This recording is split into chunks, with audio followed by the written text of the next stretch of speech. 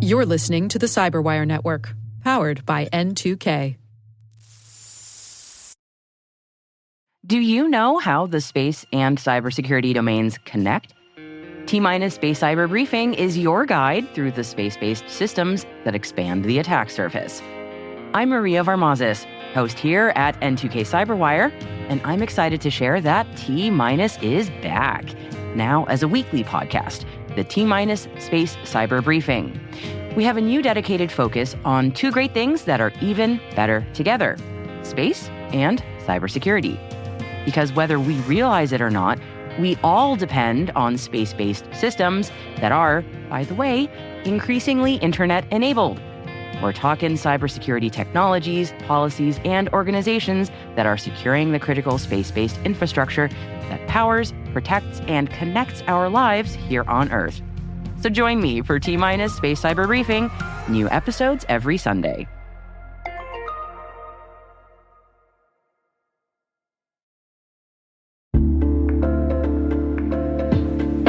Maybe that's an urgent message from your CEO, or maybe it's a deepfake trying to target your business. Doppel is the AI-native social engineering defense platform fighting back against impersonation and manipulation. As attackers use AI to make their tactics more sophisticated, Doppel uses it to fight back, from automatically dismantling cross-channel attacks to building team resilience and more. Doppel, outpacing what's next in social engineering. Learn more at doppel.com. That's DOPPEL.com.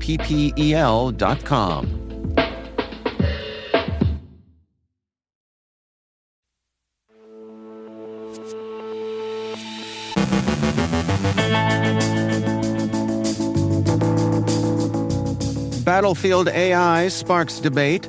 Election cyber threats rise. A critical Windows flaw is under active attack. CISA weighs new reporting rules. Russian targets face a stealthy hacking campaign. A 19-year-old Linux bug gets its day in the sun. We've got today's business update. Our guest is Heather Ceylan, CISO at Box, discussing how governed AI starts with solving the unstructured data problem. And Microsoft hits refresh on research relations.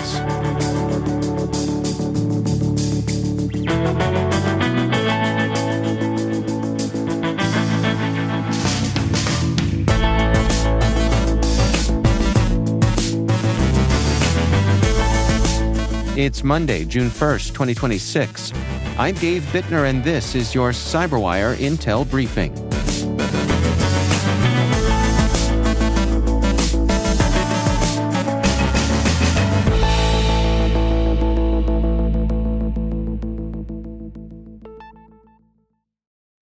Thanks for joining us here today. It's great to have you with us.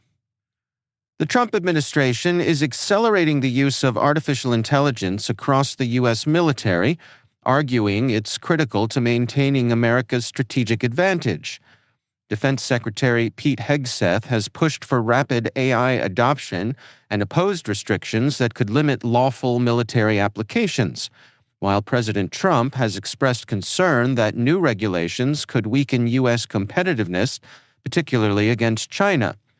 At the same time, some military leaders and technology companies are urging caution. Admiral Frank Bradley, head of U.S. Special Operations Command, warned that humans must remain confident AI systems deliver force only where intended. Military officials described AI as both a battlefield tool that speeds targeting and decision-making, and a support system that reduces administrative burdens and cognitive workload without replacing human judgment. The debate has fueled tensions between the Pentagon and AI company Anthropic, which raised concerns about autonomous weapons and surveillance. Despite these disputes, experts note the military generally adopts new technologies carefully, balancing operational effectiveness with the need to avoid mistakes, civilian harm, and unintended consequences. A new report from Check Point warns that the 2026 U.S. midterm elections face elevated cyber threats targeting political organizations, fundraising platforms, media outlets, and voters. Researchers found a sharp rise in newly registered election-related domains, many of which could later be used for phishing, impersonation, fraudulent fundraising, or misinformation campaigns. The report identifies phishing, AI-enabled disinformation, influence operations, and account compromise as the most likely threats. Email remains the primary attack vector, accounting for 82% of malicious file attacks. Researchers also found thousands of leaked credentials tied to major fundraising platforms ActBlue and WinRed, creating opportunities for fraud and unauthorized access. Artificial intelligence is making scams, deepfakes, and misinformation more convincing and easier to produce at scale. The report also highlights ongoing influence efforts by foreign adversaries, including Russia, China, and Iran. While voting systems themselves are not the primary target, experts warn that attacks on communication channels, fundraising platforms, and public trust could significantly impact the election environment. Belgium's National Cybersecurity Agency is warning that attackers are actively exploiting a critical Windows Net Logon vulnerability patched by Microsoft back in May. The flaw, a stack-based buffer overflow with a CVSS score of 9.8, allows unauthenticated remote code execution on Windows domain controllers through specially crafted network requests. It affects all supported Windows Server versions, including Windows Server 2025. While details of current attacks remain limited, the CCB is urging organizations to patch immediately to protect vulnerable servers. Elsewhere, CISA has added a Palo Alto Networks PAN-OS authentication bypass flaw to its known exploited vulnerabilities catalog after reports of active attacks. The vulnerability affects global protect portals and gateways, allowing attackers to forge authentication cookies and establish authorized VPN access under certain configurations. Rapid7 observed exploitation across multiple organizations beginning in mid-May, with some attackers gaining internal network access. Palo Alto patched the flaw on May 13th, and CISA has ordered federal agencies to remediate affected systems by today. CISA will hold a series of virtual town halls from June 15th through the 18th to gather final industry feedback on cyber incident reporting rules required under the 2022 Cyber Incident Reporting for Critical Infrastructure Act. The sessions are expected to help determine which critical infrastructure organizations must report cyber incidents and ransomware payments, what qualifies as a reportable incident, and what information must be disclosed. Industry groups have criticized earlier proposals as overly broad and burdensome, raising concerns about compliance costs and overlapping reporting requirements. The meetings may also signal whether the Trump administration plans to narrow the rule before CISA finalizes regulations that have been delayed amid extensive stakeholder feedback and debate. Researchers at Kaspersky have uncovered a previously unknown hacking group that quietly targeted Russian maritime universities, energy organizations, diplomatic missions, government agencies, and financial institutions for nearly 2 years. The campaign, active since at least 2024, used long dormant periods to avoid detection. Recent attacks relied on the Ravage penetration testing framework and began with phishing emails containing malicious zip files disguised as Microsoft Excel configuration files. More than half of the observed attacks targeted maritime educational institutions. Kaspersky said the group appears well established and highly stealthy, but did not attribute the campaign to any known threat actor or identify its motive. Researchers have disclosed a 19-year-old Linux privilege escalation vulnerability, dubbed SIFSwitch, that can allow low-privileged users to gain root access on affected systems. The flaw resides in the Linux kernel's CIFS subsystem and the CIFS utils authentication helper used for SMB network file sharing. According to researcher Asim Veladi Oglu Manizada, attackers can manipulate authentication requests to trick the root-privileged helper into switching namespaces and executing attacker-controlled code. The issue stems from insufficient validation of request origins and key descriptions. Several Linux distributions are vulnerable, particularly those with CIFS utils installed by default, though some distributions block the attack path by default or are unaffected. Major Linux vendors have already released patches, and proof-of-concept code has been published to help organizations test their defenses. India's Central Board of Secondary Education said it has identified and contained vulnerabilities in its OnMark online grading portal after they were publicly reported by a teenage cybersecurity researcher. The government-run exam board stated it has been closely monitoring the issue and taking corrective action. OnMark, introduced this year, allows teachers to digitally grade scanned copies of students' physical exam answer sheets for one of India's most important school-leaving examinations. The board did not disclose additional details about the vulnerabilities or their impact. Turning to our Monday business breakdown, cybersecurity investment activity remained strong last week with several funding rounds and acquisitions announced across the sector. London-based Revenge AI raised $15 million in a Series A round led by the NATO Innovation Fund to advance software supply chain security. Canadian identity security company LastWall secured $11.5 million to expand beyond its U.S. federal customer base, while London-based threat intelligence startup InfraWatch raised $3 million in pre-seed funding. Spain's Orbic Cybersecurity obtained €2 million to support growth, international expansion, and hiring, and Maryland-based Provision IAM received $1.25 million in strategic investments. Mergers and acquisitions were equally active. Zscaler announced plans to acquire Symmetry Systems to strengthen identity visibility and AI governance capabilities. Checkpoint agreed to acquire DeepChecks to accelerate its AI security roadmap.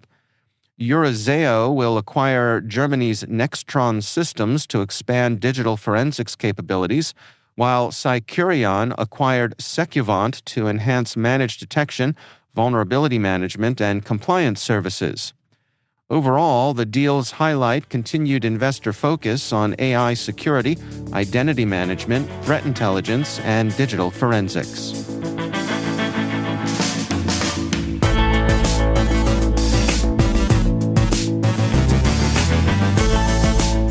Coming up after the break, my conversation with Heather Ceylan, CISO at Box. We're discussing how governed AI starts with solving the unstructured data problem. And Microsoft hits refresh on research relations.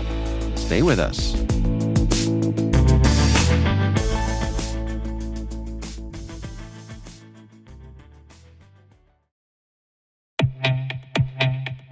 What's the one thing in business that's spreading as fast as AI?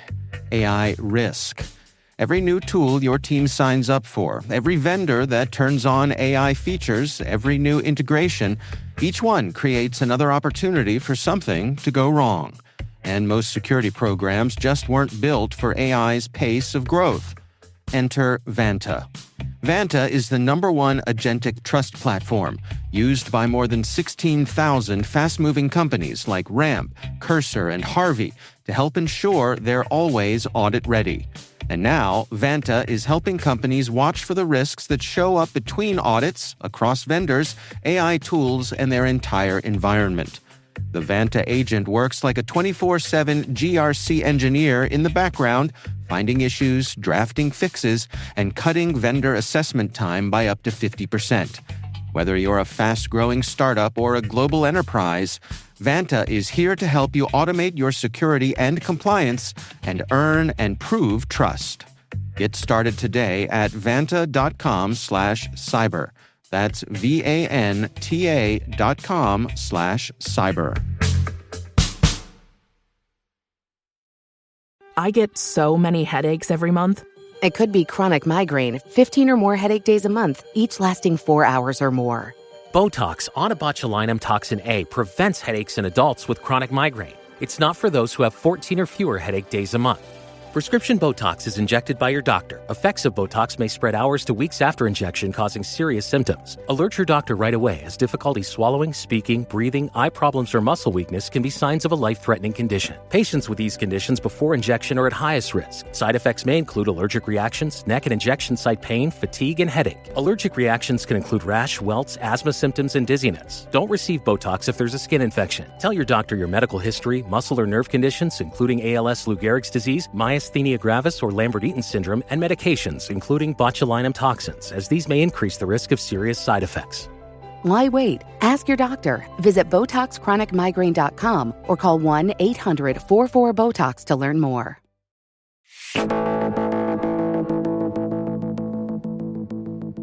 Heather Ceylan is CISO at Box, and in today's sponsored Industry Voices conversation, we discuss how governed AI starts with solving the unstructured data problem.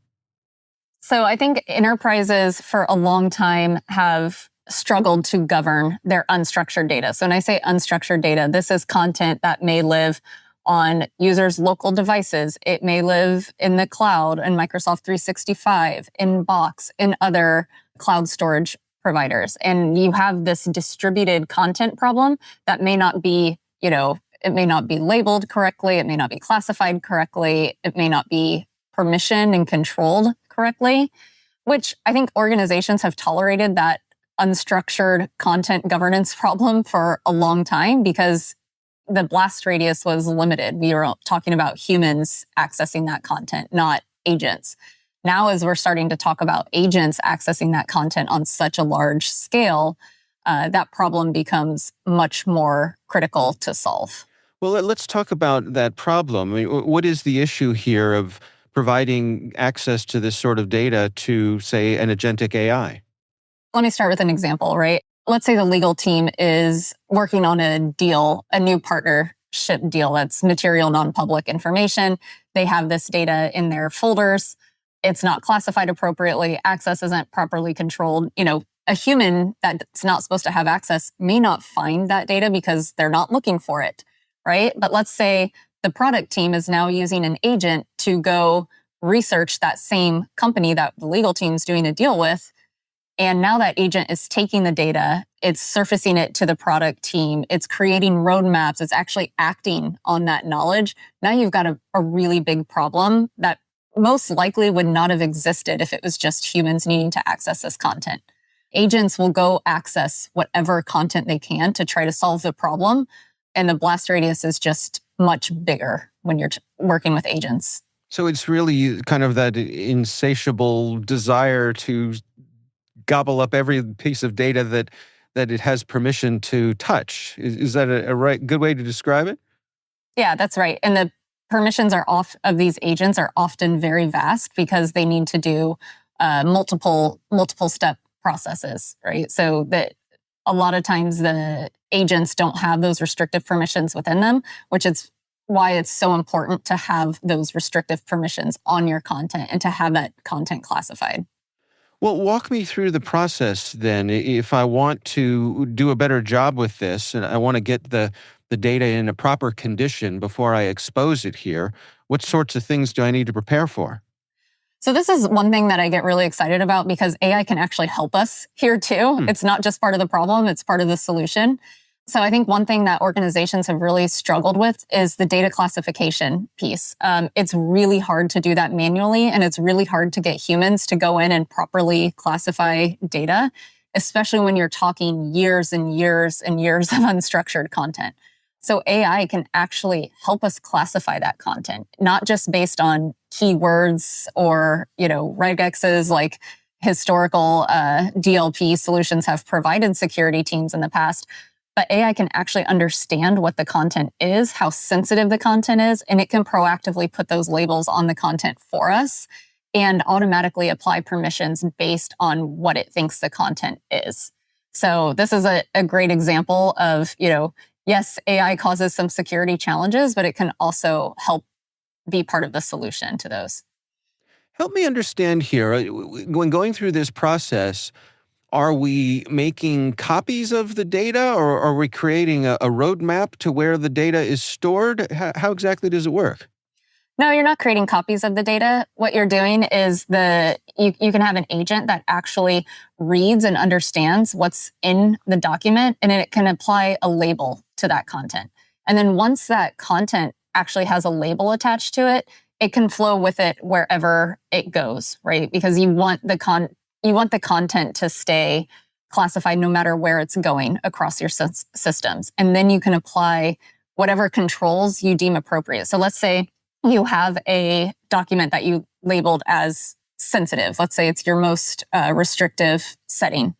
You can apply really strict permissions. You can say, we don't want this to be shared with anyone outside of the organization. We don't want this to be shared publicly. And you can apply those strict access controls based on the classification labels. What if I'm in a business line that has compliance requirements? I suspect this is going to help me along the way there as well. Yes, this would definitely help with that. I think there's a lot of compliance requirements out there that want you to have strict controls over access to sensitive data. And this helps you do that. If you don't know what data you have or where it's sitting and it's not properly classified, it's really difficult to say that you're controlling that data appropriately.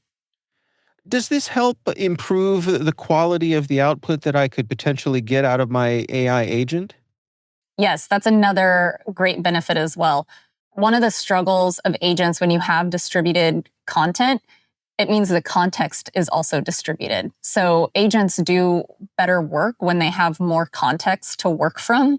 And if that context is distributed across multiple systems, the agent may have access to one system, but not another. It may be working from different, not a complete picture of the context that it needs. So when you're doing this, with how we've historically used AI as an assistant, it may surface a bad answer. It may surface an incomplete answer, a hallucination, something you're not permissioned to see.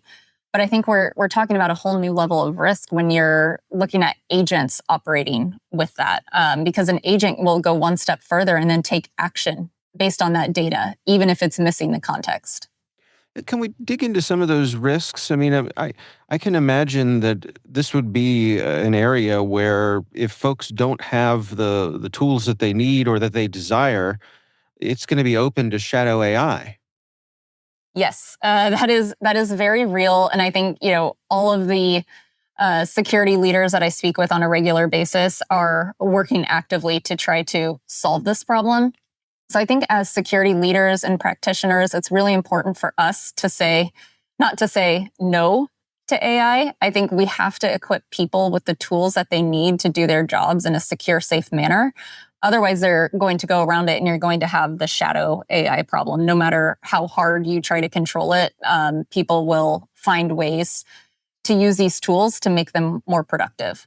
And I think, here at Box, that's one thing that's very important for us is we need people to use AI. We want them to be productive. We want them to be better at their jobs. We just want to make sure they do it securely. So I think it's really important to provide safe ways for teams to experiment and determine, if these tools are really useful before we go on and fully implement them. What is it like when an organization decides to go down this path? How heavy a lift is it? I can imagine people being a little intimidated. They've been around for years and I don't know where all my stuff is, right?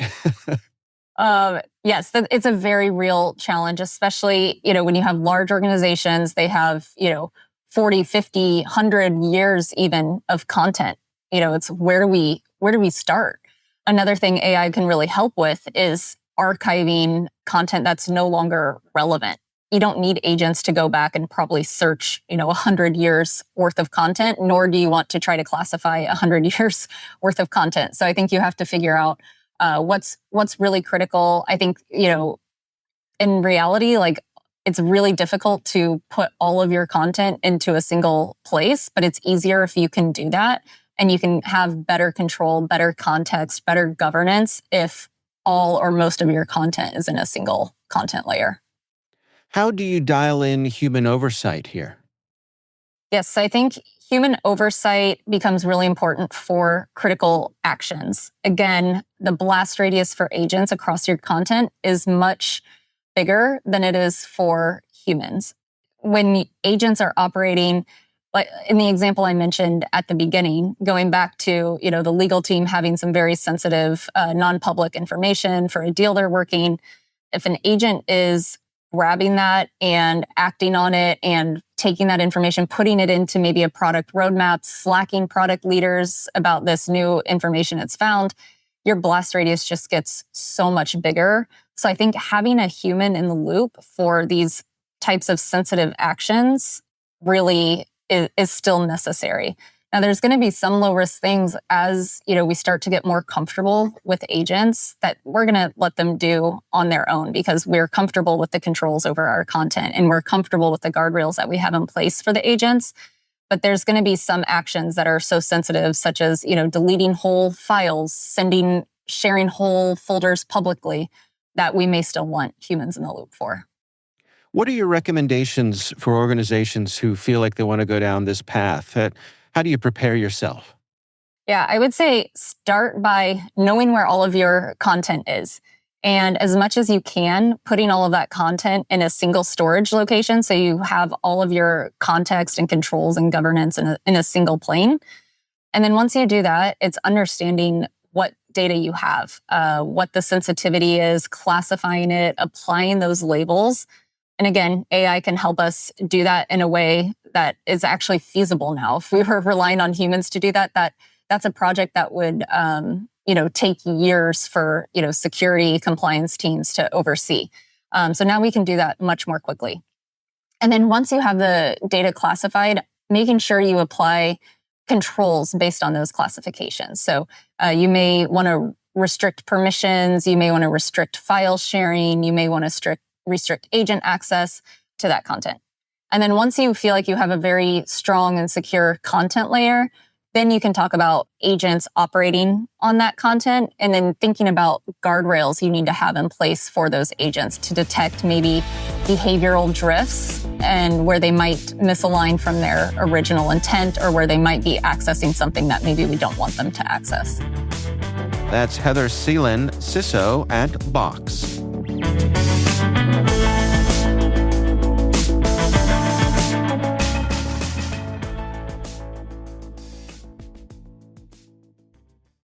Study and play come together on a Windows 11 PC. And for a limited time, college students get the best of both worlds. Get the Unreal College Deal. Everything you need to study and play with select Windows 11 PCs. Eligible students get a year of Microsoft 365 Premium and a year of Xbox Game Pass Ultimate with a custom color Xbox wireless controller. Learn more at windows.com/student offer. While supplies last. Ends June 30th. Terms at aka.ms/collegepc.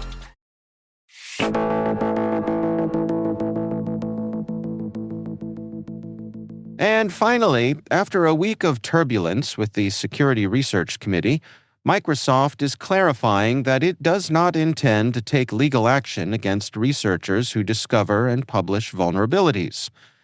The reassurance follows backlash over a company blog post that criticized recent uncoordinated Windows Zero-Day disclosures and warned that Microsoft's Digital Crimes Unit would continue pursuing those who enable criminal activity.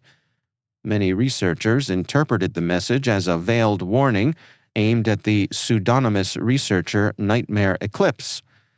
In a follow-up statement posted on social media, Microsoft effectively walked back the concern, acknowledging that some interactions with researchers had fallen short and emphasizing its commitment to good faith engagement. Observers also noted the company quietly swapped the more controversial phrase responsible disclosure for the less loaded coordinated vulnerability disclosure, a bit of terminology housekeeping that did not go unnoticed. Meanwhile, Nightmare Eclipse appears unfazed. The researcher says others have begun sharing vulnerabilities directly and has promised another disclosure in June, suggesting this particular chapter in the long-running vendor-researcher relationship may be ending with a handshake or at least a slightly less tense email exchange.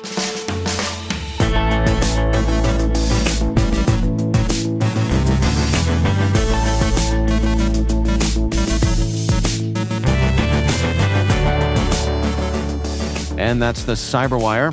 For links to all of today's stories, check out our daily briefing at thecyberwire.com. We'd love to know what you think of this podcast. Your feedback ensures we deliver the insights that keep you a step ahead in the rapidly changing world of cybersecurity. If you like our show, please share a rating and review in your favorite podcast app. Please also fill out the survey in the show notes or send an email to cyberwire@n2k.com. N2K's lead producer is Liz Stokes. We're mixed by Trey Hester, with original music and sound design by Elliot Peltzman. Our contributing host is Maria Bermazis. Our executive producer is Jennifer Iben. Peter Kilpie is our publisher, and I'm Dave Bittner. Thanks for listening. We'll see you back here tomorrow.